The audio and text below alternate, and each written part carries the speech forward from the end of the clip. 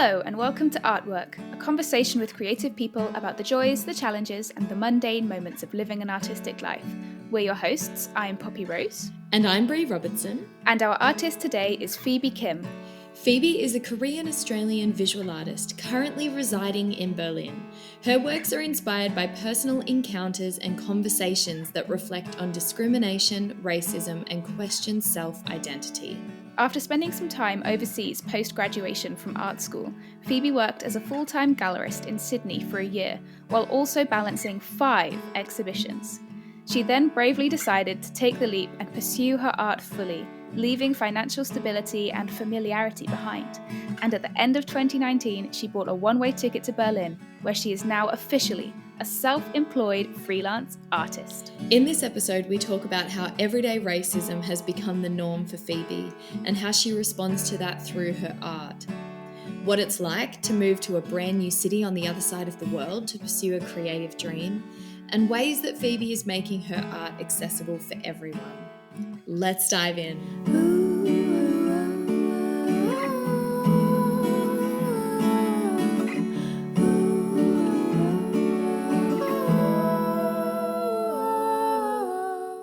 Welcome to Artwork, Phoebe. It is so lovely to meet you via webcam and this amazing platform we've found. We've never met you before, and we're so excited to hear your story today and just celebrate your art, which is so incredibly beautiful. So welcome to Artwork. How are you feeling today? Awesome. I'm really happy and I'm really honored to be part of this episode. And yeah, I'm so excited. Let's start with a short introduction of who you are and maybe what is the work that you do, like if you were to describe your work to people. So my name is Phoebe Kim, and I am Korean Australian, born and raised in Sydney, Australia. And I've graduated from the Sydney College of the Arts, which is the University of Sydney, back in 2017, majoring in painting. So my works are mainly focused on painting figurative works at the moment.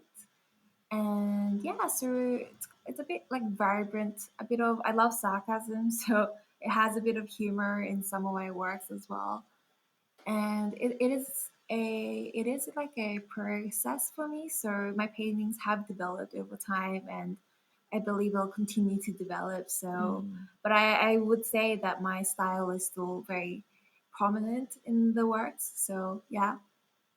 So yeah, after 2017, I actually lived in Berlin after a year because it was very spontaneous. I said, what do you do after art school? And everyone was like, you just go and travel the world. And I was like, sweet.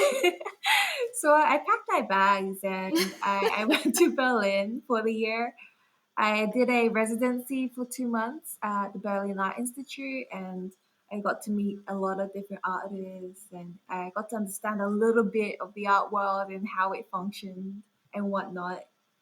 And then after a year, I was still kind of figuring out like what I want to do, and how do I do what I do.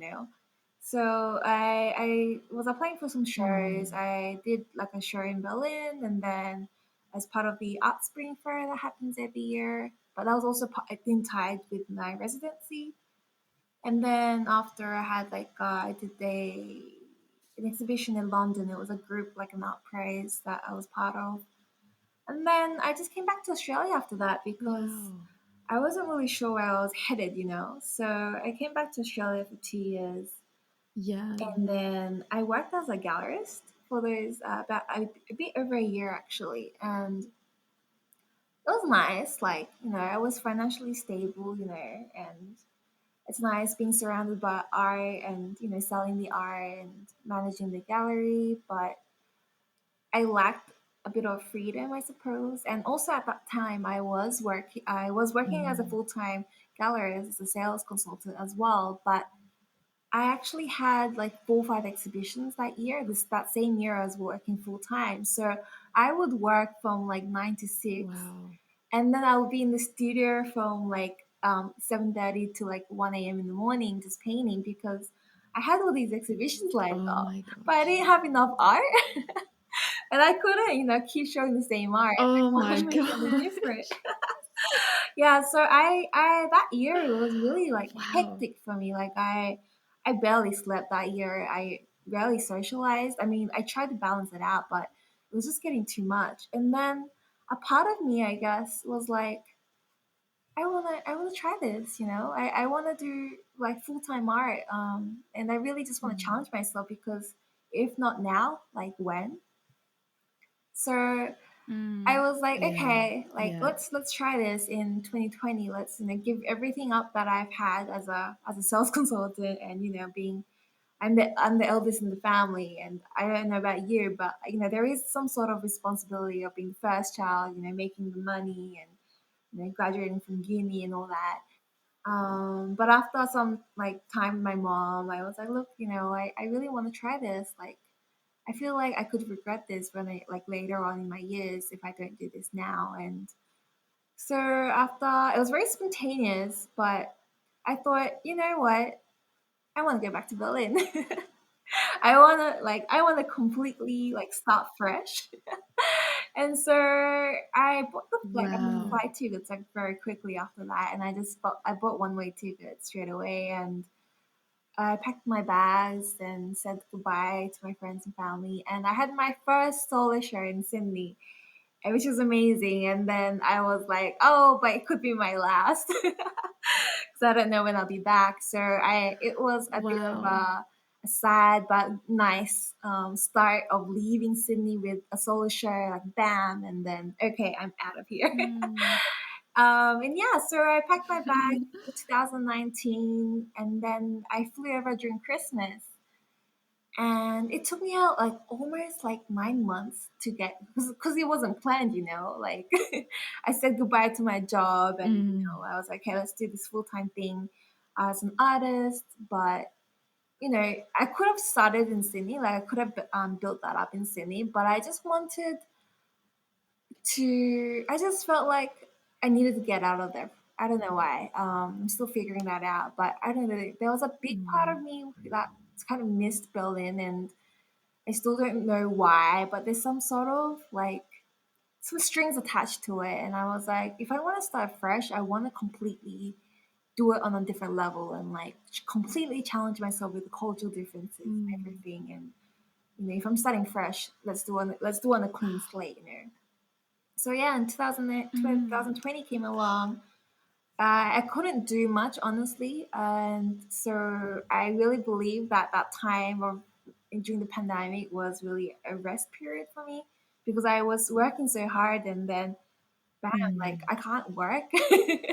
I haven't got the right visa yet, so I'm waiting. Like it took me Yeah. like 9 months to get like my visa sorted, and in that time, I really just rested, and I really thought a lot about where I was going and what I was doing. And I thought at the same time, I was like, maybe I should do my master's. But then the pandemic happened and the classes were all online. And, what's Yeah. the Mm. point? Yeah.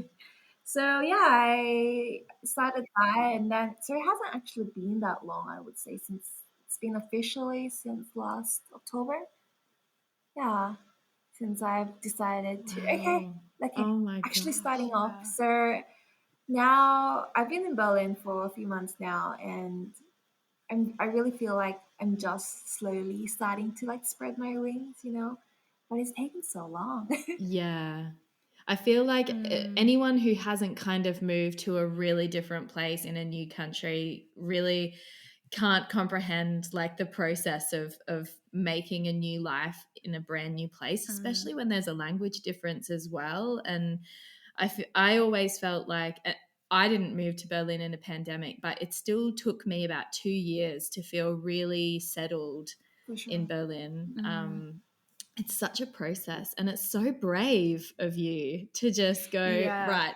I mean, being an artist is kind of challenging enough, but packing your bags and going to a new country on the other side of the world is just so Yeah. brave. So brave because Absolutely I moved to amazing. Berlin in a similar spontaneous situation where I was like, I want to start Yeah. again. Let's just go to Berlin.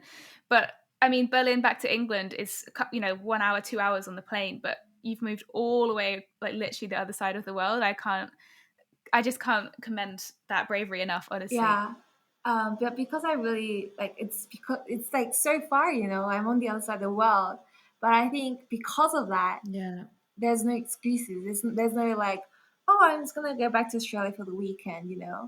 I think I'm forced Mm, to kind come out of my comfort zone and really get out of my box. And there's no way anymore. Like I mm. don't have to keep moving now. Have you felt that, and we'll talk a little bit more about your story in Australia later, but have you felt that coming to Berlin, it's almost given you the chance to really create like a new version of yourself that is what you want to, how you want to be, rather than having all these kind of not baggage, but when you grow up in a place and people know you, there's an expectation of who you are and what you do and how you speak and Mm. how you spend your free time, all these expectations that your community has. But when you come to a new place, it's like, I can be anyone. Bro, Have you felt that? yeah, no, like 110%. Because I mean, like I also worked in retail back a few years ago, and so in the retail industry, you're always buying clothes and the newest season, and I was swept away in that for a while. Like I always needed the newest technology, or like I always needed the newest clothing, or like I don't know, like I always had to like I didn't feel confident if I didn't have makeup on, or like I had to wear makeup every day back in Australia. But here, like nobody knows me and nobody really cares. Yeah. So in a way, I guess I found my a different confidence in self. Like I found confidence back then through that, but now it's like I don't care. Like take me as I am. It is a different kind of a new self, you could say. But I guess the Yeah. priorities changed, and like my looks don't really matter anymore, and and it's Berlin. Nobody cares. And it's just I feel like it's more relaxed here as well. And I mean, I could be wrong, but I just feel like I'm a bit out of the materialistic world in a way in Berlin. No, I love Berlin for that reason. I feel like I can just go outside with my hiking boots and my rain jacket or my pajamas and like no one would care. Exactly.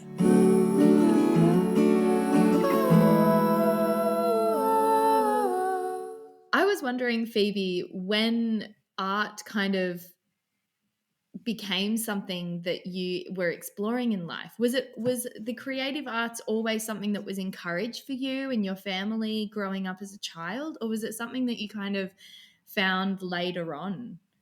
Where did this passion come from? I would say for me, like my turning point with art was in year nine in high school. Like in high school, I was always like interested and loved like art class, like visual art class was like, yeah, like let's do it. And I hated math, science, like yeah, whatever. But visual arts like was always one of my favorite subjects.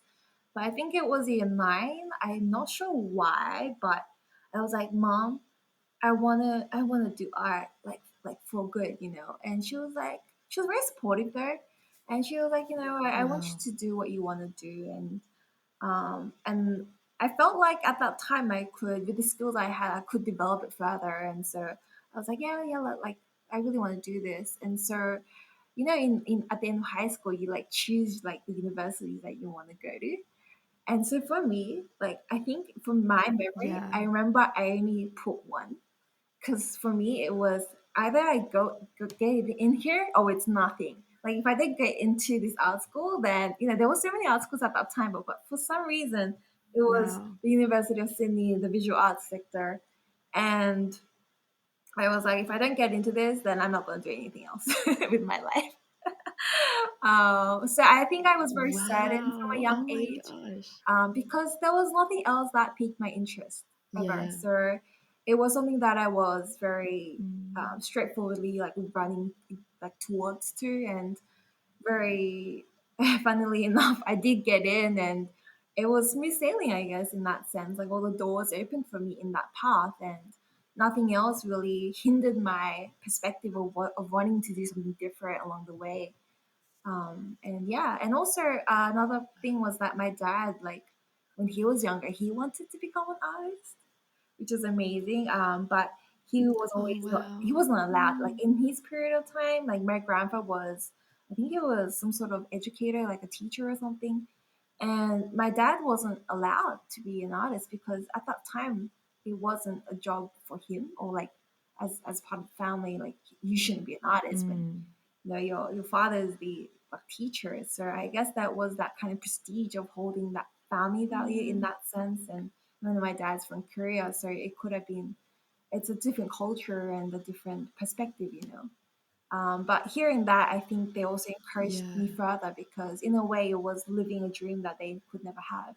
For us, it's like there's no what ifs anymore because we're doing it, you know, we're trying it out, and you know, it could be maybe a exactly. decision later on we could regret, but that what if is already gone, you know, because we're doing it.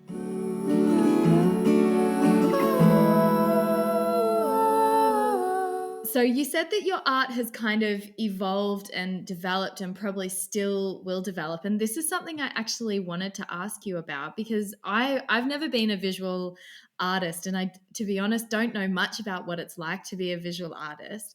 And I'm wondering, as a visual artist, like, how do you find what you want to paint? Like, where does the inspiration come from? And have you always been fascinated with painting faces? Because I know I can see in a lot of your work you paint a lot of faces, or is that something that has come over time? Can you tell us a little bit about what that journey has been like for you? Yeah, of course. It has been quite an interesting one, and I look at my old works and I get a little embarrassed now. um, but yeah, I think from art school, it was there was like this blind drawing class, and I just loved it. Like you would literally like have a partner, and you get blindfolded, and then they'll like describe their features and you'll have to like draw it like blindfolded. So but when you like take off the blindfold you Oh, see the wow. paper, and it's like this abstract line work, but it kind of looks nice. But I really enjoy those classes, and Wow. so that's how my figures started. Before that it was like I wasn't really painting much faces because I didn't know how to, but this was the step into, I guess, my works. So I think during art school, I was a bit scared, honestly, to use colors. I didn't really know how, like, what Mm, colored work would look like, and like, I just didn't know, you know. Like, I had really bad coordination in terms of color, like no color sense. So I mainly did black and white work, I would say, for the first 2 years of art school. And I did a lot of drawings where I was so intrigued of like, I mean, people thought I was weird. I think they still do, but I just love the shape of noses. Uh, like I love people, like I love different eye wow. shapes. I love how the face is so unique, you know, like because everyone has a different face, and there's like Yeah.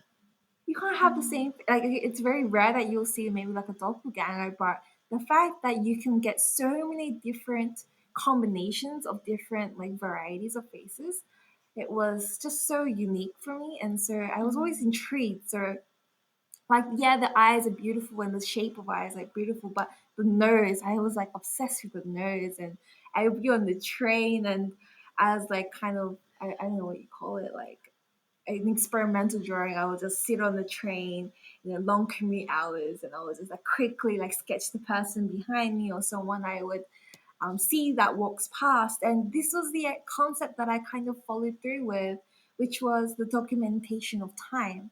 And for me, it was this kind of work where people pass, time passes, people pass, and there are some faces you forget and some faces you remember, some faces that aren't important to you, but you just meet so many different people that walk past in your everyday. And that was the start of my works in the figurative sense. And this developed. So actually, in Berlin, I worked for an artist as an assistant, and he's much older, and his painting journey has been amazing. But through him, he doesn't do a lot of figurative works, but through him, I actually learnt how to use color. And so that from then onwards, like before Wow. I did use color, but it was a bit in block form. So there was no blending involved. It was kind of like pink and then yellow and then that's it. There's no Mm-hmm. in between, there's no blending. And through him, I really that time in Berlin. I think that's why I came back as well because I just learned so much as an artist as well because I'm out in a foreign place. I'm out of my comfort zone, Yeah. and yeah, it's definitely tough. It ain't easy, but I just grew so much. Like I saw my own self development that wouldn't have Mm. happened if I stayed in Sydney. And so even then, my artwork kind of changed a bit then, and from black and white works, I then like I didn't want to step away too much from black and white works, so the line drawings kind of did come across, but my colors developed and it became a bit more realistic in a sense, but abstract at the same time. And so I started doing these portraits, and Mhm. if I was to show them to you now, I would be like, oh yeah, don't look at them now, because it's a bit like it's kind of embarrassing now. At that time, I thought it was great, but now I'm like, oh, it can I've done so much better. Yeah, that's such an artist journey though, isn't it? Yeah. But at the time, the painting was like, yeah, this is the best one I've done. Yes. And then I look at it now, and I'm like, oh dear. But yeah, every painting I do, it just gets better. Like my techniques get a little better, and like I don't know, that color works so much better now. Like I kind of see the harmony that I get, and I don't have to like calculate it in my head anymore. Like in the beginning, I would be like, okay, I'll be looking at the color chart, and I'll be like, oh yeah, yellow and blue, they're complementary, right? And then it would be kind of theoretical in a way, and I'll be calculating the colors in my painting. But Yeah. now it's very natural. Like I don't have to think about it. Like I know the colors that I want to use, and Wow. I see the colors before I paint. Oh, But wow. yeah, so that's how the Wow. figurative works started, and I just kept developing them over and over and again. But after a while, I got it. Like it just clicked that this is me. Like if I don't do this, it doesn't. It feels like it's not my work. Yeah, so I guess in that period, like Mm. after art school, I would say is when I established my style of works in a way. So it's not completely, Yeah. it's contemporary. I would say it's contemporary art, but it's you can't really box it into abstract either, but you can't really box it into realism either. So I would say it's just a new genre of works, but I guess this is contemporary works, and yeah, I love sarcasm. I am a bit of a sarcastic person, and I do use a lot I of love humor. that. So But great. going back to your question, my inspiration is my day to day life. I'm just faced with so many Mm. unique, I would say, peculiar kind of situations in my everyday. Oh, obviously as well, I'm Asian. My parents is Asian, and so I do get a lot of discrimination and a lot of racism. Um, and it's to Mm. a point where it's like the norm. And so I guess I was a bit frustrated about the fact that it became a norm for me. And so over time, I was just Yeah. fed up. And so I think I became a bit more sarcastic in approaching. And this became more of a stronger voice in the recent years of my work in that area of really just raising awareness of discrimination and that it could happen to anyone. It doesn't matter what color of skin you have, but I Mm. would say I want my works to become a bit like a platform where it'll help to understand each other a little better, because maybe we can reflect on the words that we say, because words are so powerful, and some people maybe might not think before Mm. they act, and maybe sometimes there needs to be more thinking involved before we say something that could hurt others. Yeah. Mm. Yeah. So how do you do that through visual art? Because I know the medium of songwriting and maybe sharing a story through song, but how do you address such a personal and social issue through your paintings? So this has been something like the topic has always been on my mind, but I'm Yeah. still completely trying to figure it out. But in a sense, I have gotten what I want to express as well. But I would say because for a long time, I was I was always like because I like when I was younger, like much younger, like in fourth grade, right? I was in Adelaide at the time, and I went to school there. And there, at that time, in that community, there just wasn't many Asians, so people weren't familiar with people that looked a little different. And so I was like, in my grade, there was only like me and this other guy that was Asian, and we were always buddied up. And at that time, I was really frustrated because I couldn't say anything, and I don't know what to say because I'm young. I don't know if this I can't consider this as racism, and I don't know what racism is. And all I remember at the time was like, oh, Mm. like why do I look like this? Like why do I look the way I look? And it was a bit frustrating, and but I just kind of grew up with that, but I didn't really share it with anyone because I don't know why would you talk about this? That was the kind of mindset I had, and it wasn't like Mm. a conversation starter to like have dinner at the family dinner table and go, oh mom, guess what today I like it was something just I just kind of kept to myself, and I didn't know if any other people were experiencing this because nobody really told me about racism, and Australia being a very multicultural diverse country, like it was almost like kind of flicked away, as well. And I didn't know whether like I didn't know that I should Mm. have stood up for that. Like I should have said no or like voiced out my opinion. But I always had my head down like for some reason. And I just because I simply didn't know what to say. Like I didn't know this was I was being a victim into something, Yeah. or like obviously in that time no, but like later on, like just the usual things would be like I would be like walking on the street and like people just going saying like go back to your country, and I'm like I'm Australian. This is my country, and then like it's just so, Yeah. like for me it was a bit bizarre, but I just didn't know what to say, and I think this kind of bottled up, and I was a bit frustrated at myself for not being able to stand up for myself. And so I guess I took it into my art because I guess in the figurative sense, I wanted to express the emotions that I wanted to express at that time, but in that very moment of time, maybe I was shocked or I was a bit Mm. taken aback, so I didn't express it at the time. But I wish I had said something at the time, and then what I would have said, I would portray in my works. So that was the kind of gesture I'm Mm. kind of going towards. So a lot of my works, there is the white line, and then like the figure, and then there's a white line on top. But a lot of them are kind of usually like it's pondering faces or like like.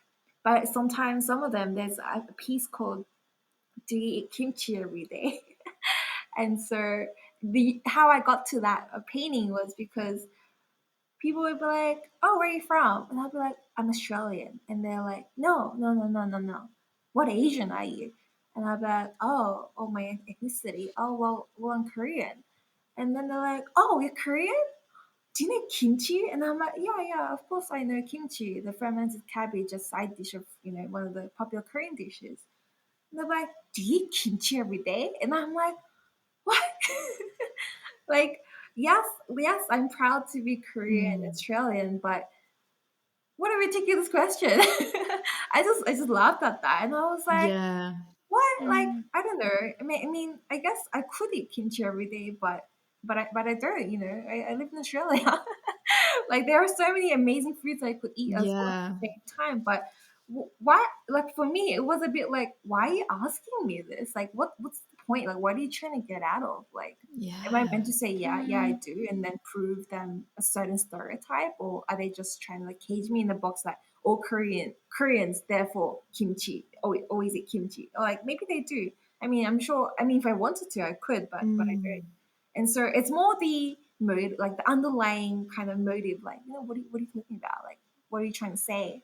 And so there's this piece of this painting that I drew because it was just hilarious. This whole situation was so funny. I was like, okay, let's paint a kimchi. There's like cabbage, like so there's a figure, and she's kind of wearing these like pink gloves, and the plastic rubber gloves you use to make kimchi. Some people might know, but it was kind of the symbolic.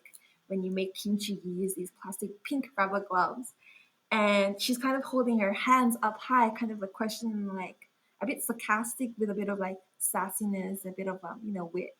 And like she doesn't have hair because her hair is kimchi, so she's like kind of rolling her eyes and be like, "Yeah, I eat kimchi every day," kind of thing. But yeah, I just thought it was an image that Wow. came to mind straight away in that situation. When I heard this, I was like, "Oh, I have a perfect painting piece for this." But that's how a majority of my Wow. paintings come around. And like for example, like another one. So it was me, a German friend. This is in Australia, around Surrey Hills, and my American cousin who is Korean but was born and raised in America, clearly American. We're at this pub, and Mm-hmm. I'm taking my American cousin out because she's exploring Australia, and so we're at this pub, and we had steak. And we were having steak, and we're obviously with a fork and knife. You're at a pub, you have steak, and then like this group of like elderly people, they just came to us, and they were like, I guess they were a bit drunk, and they were just laughing at us, and I'm like, what do we do? Like I'm just eating steak. I'm just enjoying the pub and the pub food, and they're just like, they're just like looking at us, and they're like, why aren't you? They just it was just so random. He just shouted at us and made direct eye contact at me and my American cousin, and he was like, why aren't you eating steak with chopsticks? And I was like, what?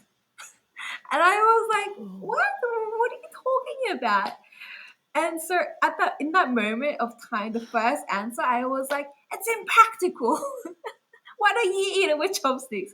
Because like what? Why would you eat steak with What? chopsticks? Yeah. And so I was like, I have to make another painting about this. So yeah, a lot of like all my works are Wow. all about my experiences, my personal experiences, because I think it's easier to share my experience than anyone else's because it's the best I can portray in my experience with my experience. So there's this painting. It's called Chopsteak, and it's like holding like a bit of like steak with chopsticks, and it's like I'm eating like steak with chopsticks. It's very sarcastic, but yeah, it's Wow. just very very strange. Oh. Like, why would you say that at a pub? And like my American cousin, like poor thing, Mm. she's had to experience this. And I was just like, oh, I'm so sorry. Like, you're in this beautiful country, and I just want to take you around, show you all the good stuff. But here we are at a pub, and we're getting getting told to be eating steak with chopsticks. And I'm like, this is ridiculous, Like, but what answer? What? How do you even respond to Mm. that? Like, and also, what is the logic behind this? Like, just because we look Asian means we have to use Yeah, chopsticks like for what do everything? they Like, want? it's a stereotype, right? Yeah.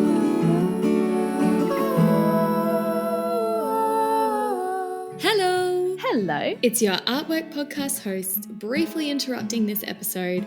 We hope you're enjoying this conversation and feeling really inspired by this story. We'd just like to remind you that the Artwork Podcast is a completely independent project and would really appreciate your help in spreading the word. You can do that by subscribing, leaving a comment or a review, and sharing the podcast with your friends on your social media and tagging us in your stories at art.workconversation. You can also support the podcast through our tip jar on Patreon. If you believe in this project and you feel there's value in sharing these stories, a small contribution will help us keep going. You can choose to give a monthly or a single donation, and there are some special little rewards in there for you too. And we invite you to continue the artwork conversation by joining our Artwork Community Facebook group. There, you will be able to connect with the artist we have featured on the podcast and share your art with like-minded creatives. We can't wait to see you there. Let's get back to the conversation.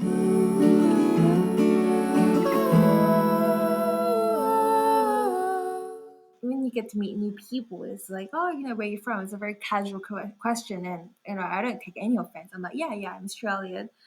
And then, oh yeah, cool. Or like someone would be like, okay, well, tell me more. Like, why do you look the way you look? Like, what are you? Like, where you're from and what are you is completely different. And Mm. oh, like I'm Korean, and then blah blah blah, and the conversation goes on. But the funnier part is, so if I say I'm Korean in Australia or wherever I am across the country that is not Korea, and I say I'm Korean, they're totally like, oh, okay, that totally makes sense. That's why you look like this, or like maybe behave like this or whatever. So instead of saying I'm Australian, I become, oh yeah, I'm Korean. I'm Australian, but I'm Korean, and then like, okay, cool. And then I go to Korea, and it's so funny. Like the Koreans hear me speak right in Korea, and they're like, "Where are you from?" And I'm like, I'm Australian, but I'm Korean. And they're like, oh, no, no, no, no, you're not Korean because you have an accent. Yeah. Your Korean's not native enough, so you're a foreigner. And so I'm like, what? Like, because I get asked all these questions. I'm like, Mm. so where do I stand? Like, if I'm in one country and I say I'm the other, and the other country says I'm not, then I'm like, what's the point? What's the point of this Mm, question? And also, like, Yeah. yeah. why can't people just, I guess a part of me is like, why can't people just stop questioning the way I look, Why can't they, when if I say I'm Mm, Australian, why can't they Yeah. just stop it at that? Why are they asking me further? Because are they trying to get somewhere? Or, some people are just polite, which is great.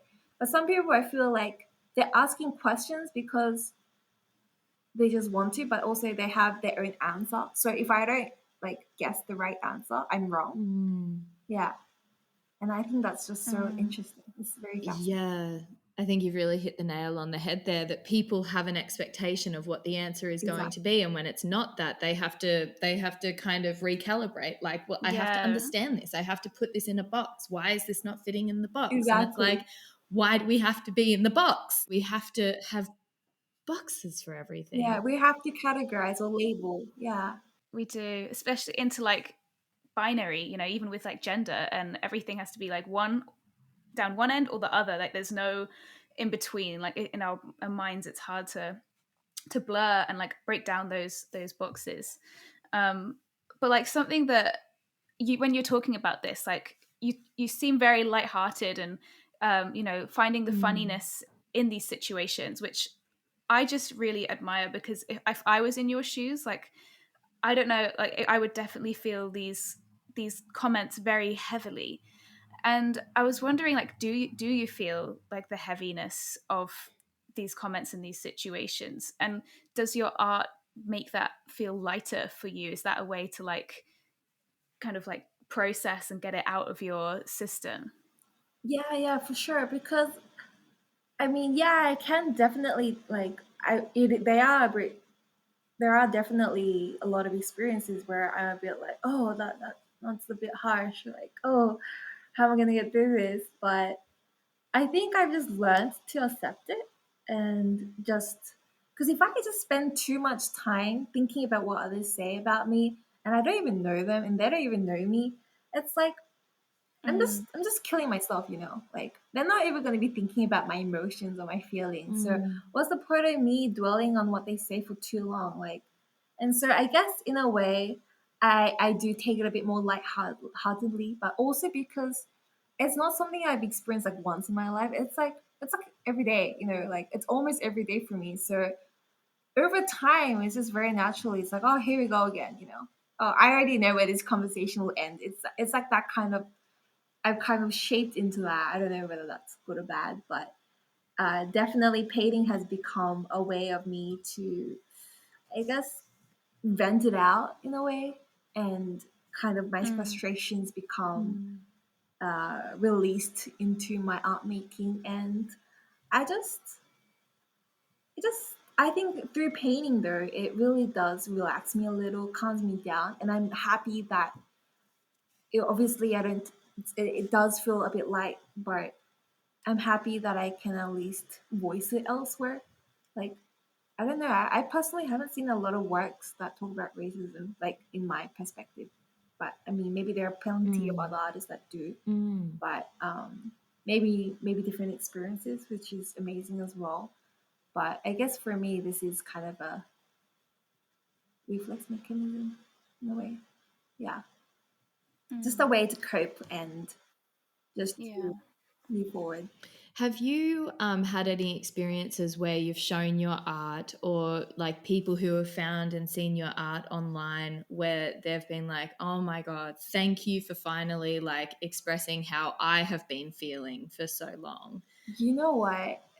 There was this amazing person that so I won't provide too much details about this person, but I have a painting called "Where You're From," and it's like a figure who kind of rests her face with her like hand, and her hand is slightly going up. And I did have the intention of, when they do the slanted eyes, and it's Mm. the whole idea of, people putting people into boxes, and where you're from, say asking where you're from with an Mm. expectation.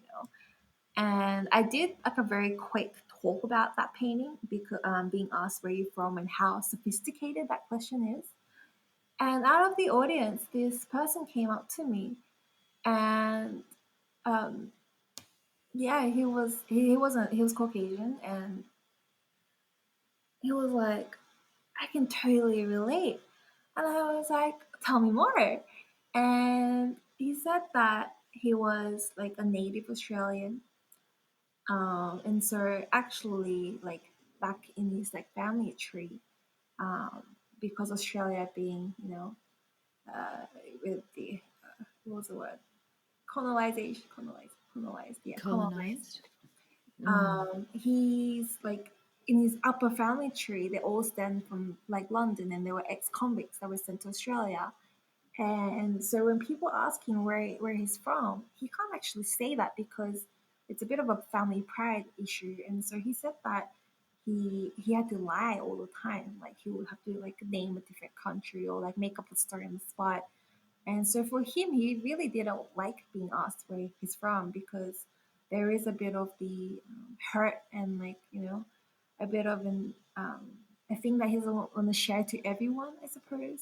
And I heard that story, and I was like, wow, that's so um, deep. And so like I was very inspired as well, because it's not easy to share a story like that. But for me to be able to first tell my story, and then for him to come forward and be like, actually, I have my story that I want to share. And just listening, just being able to listen to someone else's story was really empowering for me. And that, it doesn't matter what like Mm. country or what ethnicity you have. Everybody does experience this kind of a sense of identity, and a little bit of a confusion of identity within their lives, and they are a bit like they're still navigating, Mm. finding themselves, and they can't put just one label over their heads and be like, I'm this, and correctly identify to one culture or one nation, because we're in a time in 21st century in 2021 where people are just everywhere now, and people migrate everywhere, Yeah. and so we adapt and Mm-hmm. to different cultures. And if I live elsewhere, I can also adapt, and I can identify myself as there. So just because you're born in one country doesn't necessarily mean you're going to be there for the rest of your life these days. So how it's this where are you from is such a Mm. Yeah. sophisticated question, and it's just so hard just to say one thing, I Mm. suppose. Thank you so much for sharing all of this with us. Mm. I feel like, just on a personal note, there was so much growing up in Australia that I didn't see because it was just so ingrained in the language and ingrained in the jokes and ingrained in like the culture. And I grew up in very, very white Australia in rural Victoria to a very conservative family. And it really took until, and I know that it happens everywhere, but I, after leaving Australia and experiencing people from other places and experiencing different conversations and having a chance to look at what I'd grown up in from a distance, I was really shocked and really horrified at how ingrained racism is in Australia. And I I didn't see it until I left, and I feel really ashamed about that. And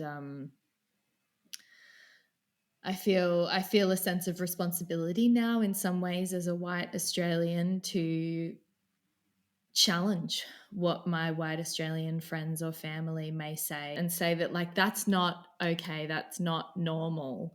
The fact that you have gotten away with saying this for so long is really shocking. Yeah. But you know what it is? Like I can't blame anyone because it's just like there are. I think it's just there's just genuine people that you just don't know because you didn't grow up in that environment, and it's very natural, and you can't blame anyone for that. And like just another experience that I wanted to share was like I was in the Netherlands, and I was in a small town in Leiden, and I was with a group of five friends. We were all within the Asian appearance, but we are all Australian. But these two guys actually circled us with their bikes, and they were just like screaming like ni hao, ching ching chong," like all that to us. And I was like, I just had enough, and I was like, fuck off, like seriously, fuck off. And then he stopped. The two guys stopped and got off the bikes, and they were like, "I'm so sorry, we didn't know you would speak English." And I was like, it's fine, like it's really okay. And then they realized that, not all Asians doesn't mean we're all like, oh, obviously we're tourists as well, but like doesn't like just because it's okay for them to say stuff, like it makes it okay for them to say stuff because they think we don't understand. And I think that's the problem there is that they Mm, simply didn't have that mindset that Asians would speak English. So after that we had a great conversation and mm, we became friends in that moment of time. But I think with racism and just in pure discrimination, there are genuinely people who just don't know that what they say what might appear offensive or discriminating in one sense because they just don't know, and you can't blame them. It's just the environment they grew up in, or but then there are people who are genuinely just racist. They know what they're saying and they know that it's going to be offensive. I think that's really hurtful. But when mm, people are just genuinely curious, it's like it's totally fine because it's okay. Because I could also be in their place because I might ask a question that may be racist to them, but I'm just genuinely curious because obviously if I don't know their culture or their mm, wherever their upbringing was, I would only have naturally a stereotype of what I've been told about it, but not from their perspective. Yeah, so I guess with my art, I really just want to. I can't play the point like I can't blame people and play the pointing game. It's not about that. It's more about just really hoping that we can all reflect on what we say and might have, and rather than being a little ignorant, that we can really understand, like try to understand each other a little better. I think that is the main kind of purpose of my drive in my painting. mm. I'm so amazed at your art, and I think you, like, with through the sarcasm and the wit, it's such a clever way to address a topic that Mm. can so easily become heated, um and a lot of people are just not willing to be challenged. And I think just by reading some of the titles of your pictures on your Yeah. website, um it opened my eyes to the experiences that you had been through, and was like, oh wow, have I asked that question? Or, oh wow, that is ridiculous and so it's I think the way that you are talking about this, and by sharing your personal experiences in such a sarcastic and witty way, um, I think it's really Mm. effective, really, really effective. And I hope it just like goes everywhere Yeah. Global. and finds its way all over the world. And Oh, Yeah. you guys. yeah, it's Oh, so much really love. amazing. I'm so impressed. Yeah. Oh, please, I hope so. I feel the love Oh even through yeah. this camera. Yeah, speaking of taking your art all over the world, I really want to talk about if we're all right to change direction slightly. Your coffee cup project and the art to go, because that is taking your art across the city of Berlin on coffee cups. And I think that's just the best idea ever. So tell us about this project. How did it start? And yeah, tell us all about it. Oh my gosh, I'm so glad you asked. Well, as an Australian, we're very proud with our coffee culture. And I love coffee. I'm always for the like search for really good coffee. And even in Australia, I did like something very briefly with a cafe in Bondi, and I drew on cups. I drew on 200 cups, and someone was like, "Why didn't you just print them?" And I'm like, "Well, where's the originality in that?" But yeah, I Oh, always loved wow. coffee, and it was just always boring to see a white blank coffee cup. And so a friend of mine who also resides in Berlin, she's like an abstract mixed media artist, and I was just talking to her, and we were like, we wanted to do like a group show or something together, like a collaborative project. And then this was like in December, and then Merkel announced that we're going through like another lockdown, and then the lockdown gets extended for like the third, fourth time. You're like, oh my gosh, it's never gonna end, and we're all like just thinking like, what Yeah. can we do, like the first lockdown, okay, but the second Yeah. and then the third, you're like, okay, it's endless. So we're like, what can we do in this time? Like all the galleries are closed, and now you need to have a corona test to go into it, like an exhibition.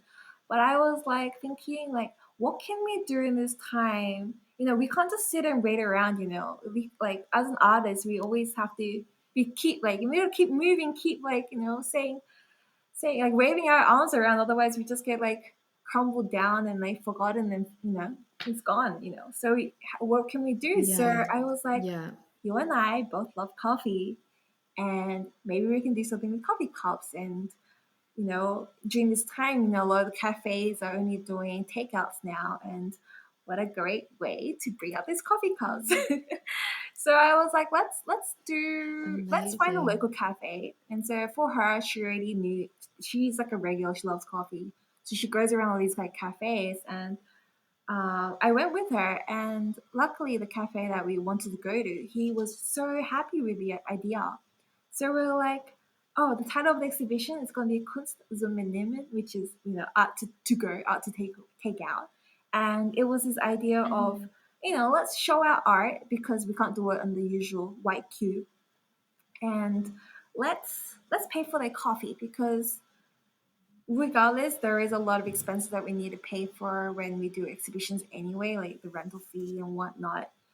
But Mm. I guess the idea was more of how can we support this local business during this pandemic? And we're like, we hope that it might slightly at least help with their revenue.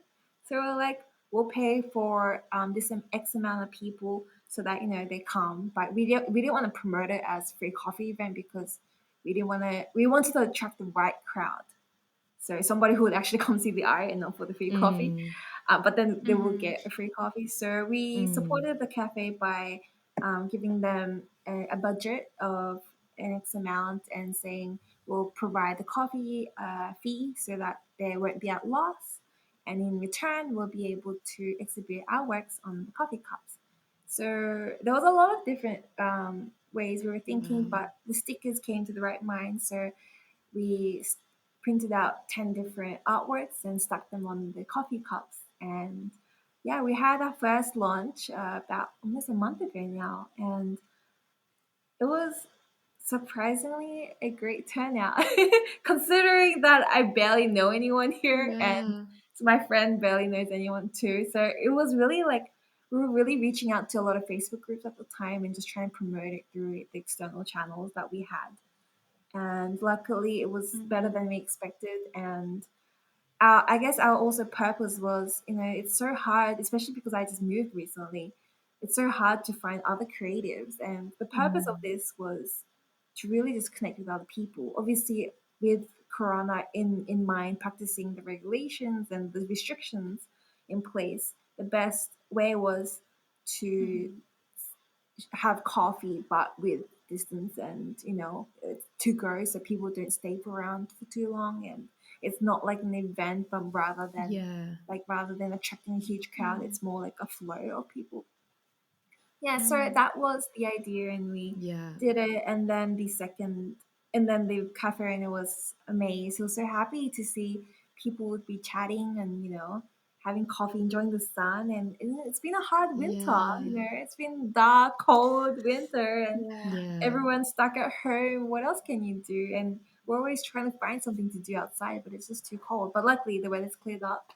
So that was that. And we talked to the cafe again, and they were happy to do it a second time. So we launched again, and it's I guess ended for now, but we are in talks with a different cafe. Mhm. So I guess it's now becoming an ongoing project, Fantastic. which is exciting. So I'm hoping, I'm like, okay, let's make new Cool. work. We've got to share new work. So That's so yeah. cool.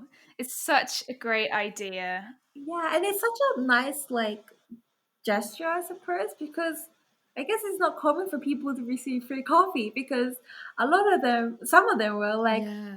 lining up, and they're just regular customers, and they're just like buying their coffee, and then the barista is like, oh no, it's been paid for, and they're like, why? I can pay for my coffee. And it was just like, it was such a great conversation starter. So I'm like there nearby, and I'm like, yeah, well, we're doing this event Mm. and this exhibition, so we pay for your coffee. And they're really insisting that they're fine, like they can pay for their own coffee. And I'm like, but that's not the point. I want to give you free coffee. So it was just so Yeah. interesting that people Mm. react Yeah. differently to something free, because I guess it's very rare that we offer like a act of kindness in a way. Yeah, Mhm. definitely. It Mhm. is a rarity. And you think, oh, is there something wrong? Like, why am I getting this for free? But yeah, you're just doing a lovely, kind, compassionate thing. Yeah. And I think people really need that right now. Definitely they need We it. really need, like, for example, like, I've started playing music on the streets again, and so many people have come up and just been like, thank you. Mm. Oh, Thank you. The yeah. life is coming back. We need our artists. And it's been really interesting because I've never had that response before when I busked in the past, because everyone was so used to being Mm. bombarded with art in Berlin and music in Berlin. But I think when Mm. it's been taken away from us for a while, the realization of how important it is for us to receive a coffee cup with art on it, or to see music Mm-hmm. in the street. It's For sure. so vital to us as humans. And Yeah. Yeah. I think right now people are just so in need of that connection and that Mm. creativity as well, which is And that just And gift. yeah, awesome. it's been Yeah. so long, I Yeah. guess. People are craving human interaction now, and it's just Mm. crazy that Yeah. now that it's taken away from us for so long, we really want it now.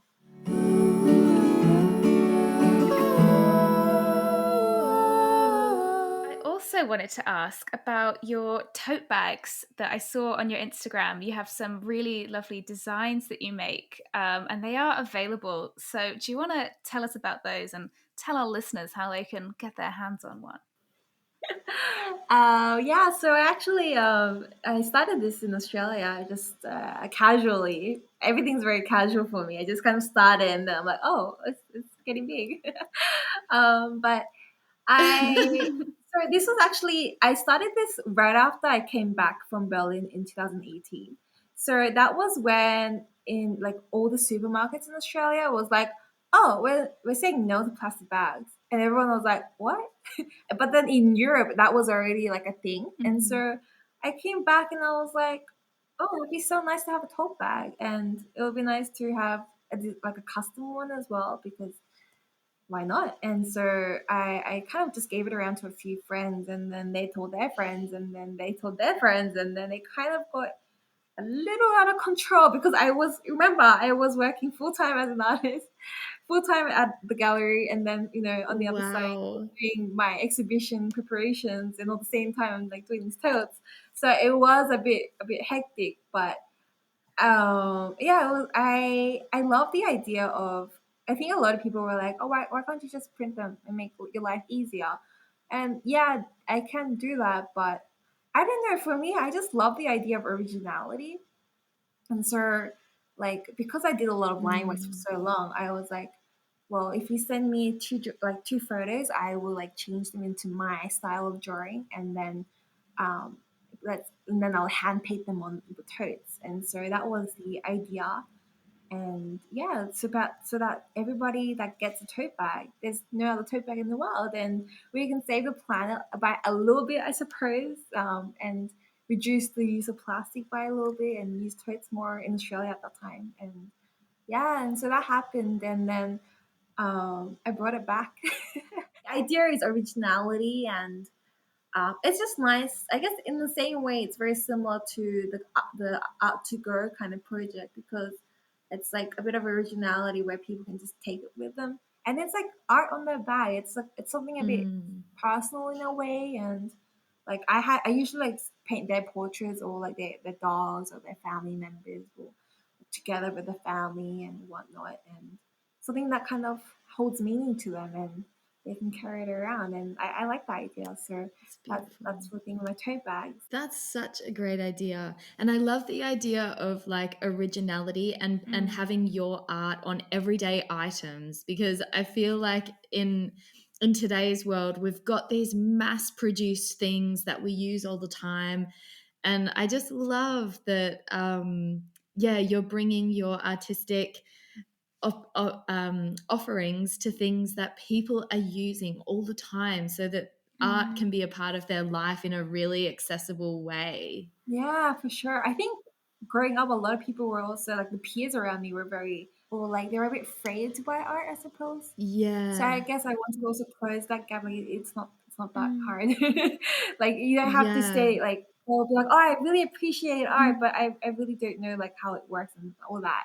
And it's like it's not that, it doesn't Mm. have to be so complicated in a way. Yeah, art could be anything and everywhere.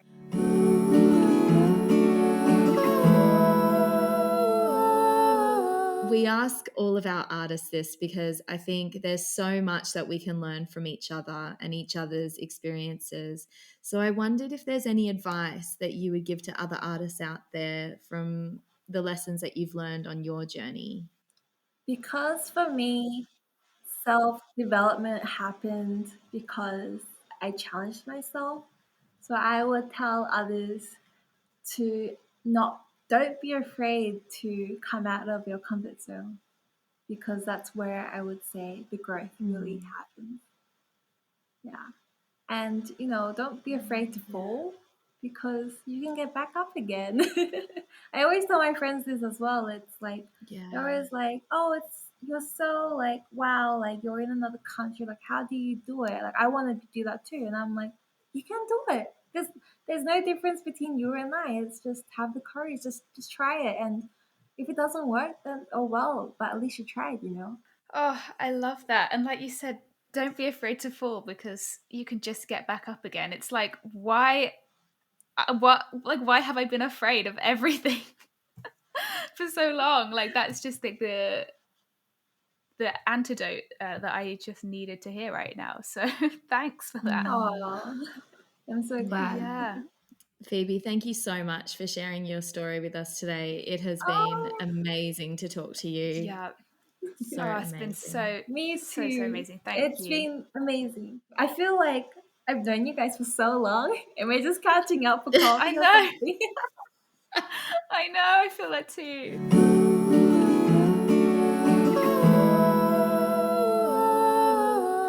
Thank you so much for listening to today's episode. We'd really appreciate it if you would take the time to subscribe to our podcast and review the episode so that more people can find us in the future. Your comments help us pop up on people's suggested podcasts, helping our artist stories reach a wider audience. Podcasts are best shared by word of mouth, so if you know people who might enjoy this episode or the Artwork podcast as a whole, we would love it if you told them all about it or tagged us in your social media posts and stories. And if you'd like to financially support this project, you can contribute on Patreon, where you can choose the amount you'd like to give us for lots of fun rewards. And if you'd like to be a part of the artwork conversation, we would love to invite you to join our Artwork Community Facebook group, where you can connect with the artists we've featured on the podcast and share your art with a like-minded community. You can find the link in the show notes, as well as all the links to today's artist. Follow us on Instagram and Facebook at art.workconversation. And stay tuned for our next inspiring episode. Bye! Bye!